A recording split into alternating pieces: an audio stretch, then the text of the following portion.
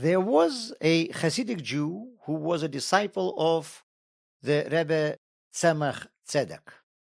He lived in the town of Lubavitch in Russia, but his business required him to travel frequently to major European cities.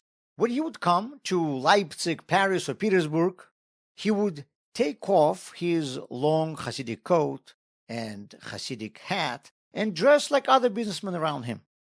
But when he would return to Lubavitch, he would change back into his traditional Chassidic garb. Eventually, he started feeling like a hypocrite, as if he was living a double life. One day, upon returning to Lubavitch, he decided not to change back into his Chassidic clothing. When his Rebbe, the Tzemach Tzedek, saw him, he was surprised. This Jew said, "Rebbe, I'm sorry to break the news to you, but when I'm away, I always dress like this. I only put on my long coat and my hat when I come back here. But now I have decided, who am I fooling? I don't want to come to you presenting to be someone who I'm not." The Tzemach Tzedek answered, "Did you really think that I don't know how you dress in Petersburg? I always knew.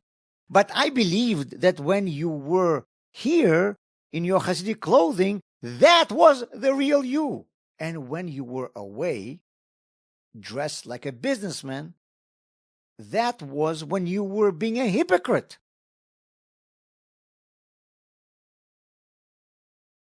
The Western world has a strange cultural norm. Whenever someone gets angry or says something he shouldn't, everyone screams, "He showed his true colors." Whenever someone is caught doing something wrong, people say, "Now he showed who he really is." But maybe it's the other way around. Maybe when a person loses his cool that day, that was not real him. Maybe when he was nice and polite all the other days of the year, that was a real him. Maybe when he did one bad thing, he was not being true to himself, while when he was doing all the other good things that he has done, then he was showing who he really is. For some reason, our culture pushes us to dismiss the good things that people do as fake and treat the bad things that people do as real, even though most of us do many more good things than bad ones.